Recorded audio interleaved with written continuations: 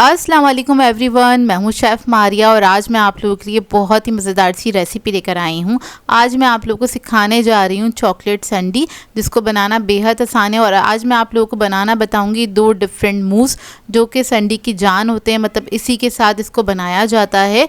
और ये बहुत ही आसान तरीके से मैं आप लोगों को बनाना बताऊँगी। वैसे तो बेकरीज पे मिल रही होती हैं, लेकिन हर जगह ऑथेंटिक रेसिपी वाली नहीं मिल रही होती।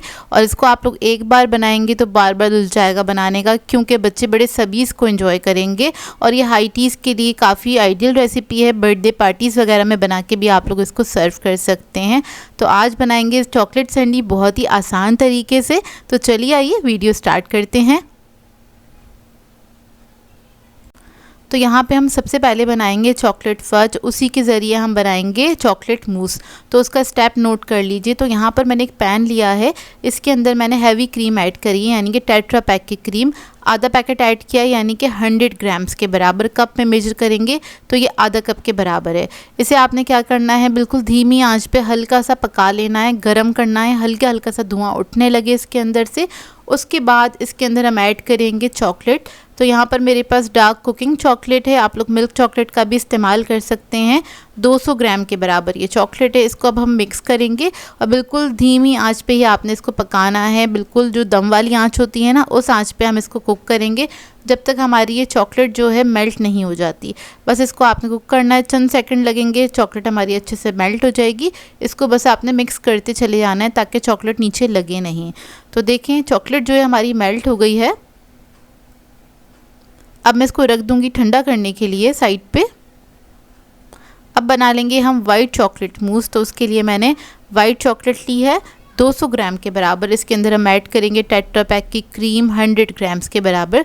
इसको भी आपने हल्की आंच पे पका लेना है जब तक जो ये चॉकलेट है मेल्ट नहीं हो जाती। बिल्कुल धीमी आंच पे पकाइएगा, चॉकलेट जलनी नहीं चाहिए, इस बात का ख्याल रखिएगा। और इस तरह से आपने इसको पका लेना है, मेल्ट कर लेना है। बस हल्के हल्के आपने इसको मिक्स करते चले जाना है। बहुत तेज़ी से चमचा नहीं चलाइएगा, चॉकलेट फट जाती है, इस बात का ख्याल रखिएगा। तो देखें जैसे ही मेल्ट हो जाएगी इसको मैं रख दूँगी ठंडा करने के लिए। और जब ये दोनों चॉकलेट्स हमारी ठंडी हो जाएंगी उसके बाद हम इसका स्टेप करेंगे। तो यहाँ पर जो डार्क चॉकलेट फर्स्ट था हमारा वो ठंडा हो गया है। तो ठंडा होकर कुछ इस तरह से हो जाएगा थिक। अब क्या करेंगे, इसके अंदर ऐड करेंगे हम विपिंग क्रीम आधा कप के बराबर, यानी कि 100 ग्राम्स के बराबर ऐड करेंगे। विपिंग क्रीम आपकी ठंडी होनी चाहिए, जमी हुई नहीं होनी चाहिए, ठंडी होनी चाहिए, बस इस बात का ख्याल रखिएगा। वो ऐड करने के बाद इसको हमें बीट करना है बहुत अच्छी तरीके से। तो बीटर की मदद से इसको आपने अच्छी तरीके से बीट कर लेना है। जैसे जैसे आप इसको बीट करते चले जाएंगे ये बहुत अच्छी सी फ्रॉस्टिंग बन के तैयार होगी। लाइट और फ्लफ़ी फ्रॉस्टिंग बनेगी और फॉर्मी बन के तैयार होगी। जिस तरह से मूस होता है सेम उसी तरीके से बनेगी। एक्चुअली हम मूस ही बना रहे हैं और ये बहुत ही मज़ेदार बन के तैयार होगी। अच्छा, इसका जायका डिपेंड करता है आप लोग कौन सी चॉकलेट इस्तेमाल करें, तो कोशिश कीजिएगा अच्छी से अच्छी चॉकलेट इस्तेमाल करें। तो देखें बस इसको आपने बीट कर लेना है अच्छी तरीके से। 1 से 1.5 मिनट तक इसको मैंने बीट किया था।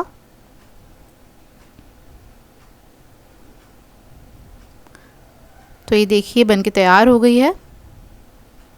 ये कुछ इस तरह से हो जाएगी।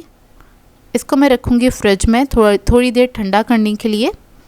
अब जो वाइट चॉकलेट है ये थोड़ी सी पतली ही रहती है, कुछ इस तरह से हो जाएगी ठंडी होने के बाद। और इन दोनों को मैंने रूम टेम्परेचर पे ठंडा किया था, आपने फ्रिज में नहीं रखना है, रूम टेम्परेचर पे ठंडा कीजिएगा, ज़्यादा बेहतर रहेगा। अब इसके अंदर भी हम विपिंग क्रीम ऐड करेंगे आधा कप के बराबर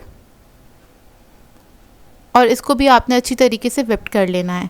तो हमारे पास डार्क चॉकलेट मूस रेडी है। इधर हम बना रहे हैं वाइट चॉकलेट मूस। और विपिंग क्रीम आपकी ठंडी होनी चाहिए, इस बात का भी ख्याल रखिएगा।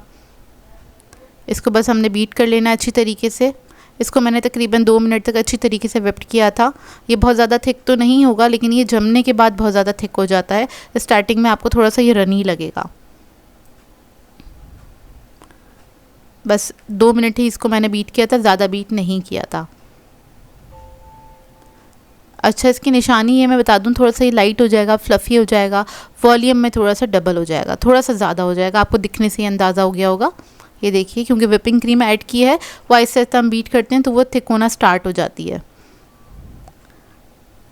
तो ये देखिए भी रेडी हो गया। इसको भी मैं फ्रिज में रख दूँगी ठंडा करने के लिए।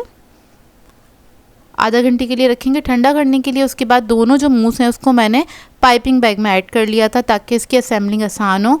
और इसके अलावा हमें चाहिए होगी ब्राउनी। तो ये होममेड ब्राउनी है मेरे पास। इसकी रेसिपी मैं आप लोगों को दे चुकी हूँ, डिस्क्रिप्शन बॉक्स में ऐड कर दूँगी, कार्ड में भी ऐड कर दूँगी, देख लीजिएगा वहाँ से। तो ब्राउनी को करना क्या है, आपने बस इसको अपने हाथ से इस तरह से तोड़ लेना है, रफली सा तोड़ लीजिएगा। और इसको बनाने के लिए हमें चाहिए होंगे शॉर्ट ग्लासेस या फिर आप लोग डिज़र्ट ग्लासेस भी ले सकते हैं। तो यहाँ पर मैंने डिज़र्ट ग्लासेस लिए हैं, इजीली मार्केट से मिल जाते हैं, जितने भी सुपर स्टोर्स हैं वहाँ पे अवेलेबल होते हैं। अब बेस में आपने क्या करना है, चॉकलेट मूस की लेयर लगानी है। तो इसके ऊपर हमने चॉकलेट मूस की लेयर लगा दी है। थोड़ा सा हम केक ऐड करेंगे इसके ऊपर, उसकी लेयर लगा देंगे। उसके बाद हम ऐड करेंगे इसके ऊपर वाइट चॉकलेट मूस। तो ये देखिए थोड़ा सा ये रनी होगा, लेकिन जब इसको हम फ्रिज में रखेंगे सेट करने के लिए तो ये बहुत अच्छी तरीके से सेट हो जाएगा।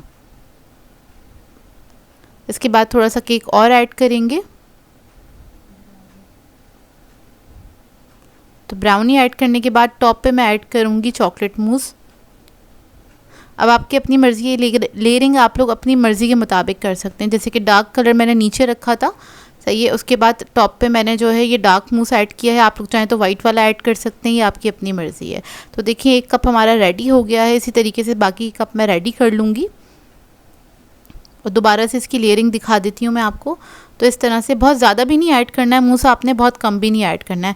तकरीबन ये 2 टेबलस्पून के बराबर मैंने ऐड किया होगा। और ये मार्केट में इतनी एक्सपेंसिव मिलती है कि मैं क्या बताऊँ आपको, लेकिन आप लोग घर में बनाइएगा बहुत ही आसान तरीके से। और ये ऑथेंटिक रेसिपी है, 100% ओरिजिनल रेसिपी है। आप लोग एक बार बनाएंगे ना, आप लोग फ़ैन हो जाएंगे अपने हाथ की चीज़ों की, क्योंकि ये बहुत मज़ेदार बनती है। और खाना स्टार्ट करेंगे तो हाथ नहीं रुकेगा आपका। तो देखें इसकी लेयरिंग बहुत आसान है। इसकी लेयरिंग कोशिश कीजिएगा ग्लास जो है बहुत ज़्यादा बड़ा ना हो, क्योंकि बहुत हैवी भी होती है खाने में और दिल भर जाता है, क्योंकि बहुत ही मज़ेदार होती है ना। मतलब डार्क चॉकलेट के साथ आप लोग बनाएंगे तो इसका टेस्ट ही कुछ और ही होगा। तो देखिए इस तरह से आप लोग ग्लासेस रेडी कर सकते हैं। इसको बना के बर्थडे पार्टीज़ वगैरह में सर्व कर सकते हैं। और ये मैंने थोड़े मीडियम साइज़ के ग्लास लिए। आप लोग चाहें तो इससे भी ज़्यादा छोटे ग्लास होते हैं, शॉर्ट ग्लासेस, उसमें भी सर्व कर सकते हैं। जैसे कि हाई टीज़ वगैरह होती है ना, उसके अंदर इसको सर्व किया जा सकता है। इसको मैंने रखा था फ्रिज में सेट करने के लिए। सेट करने के बाद इसका कुछ लुक इस तरह से आ जाएगा। बहुत ही मज़ेदार बनके ये तैयार हुए थे। इसको ट्राई करें तो अपना फ़ीडबैक ज़रूर दीजिएगा। और अगर मेरे चैनल पे नए हैं तो मेरे चैनल को सब्सक्राइब करें, लाइक करें, कमेंट ज़रूर किया करें। और मुझे अपनी दुआ में याद रखिएगा। तो मिलते हैं नेक्स्ट वीडियो में। अल्लाह हाफ़िज़।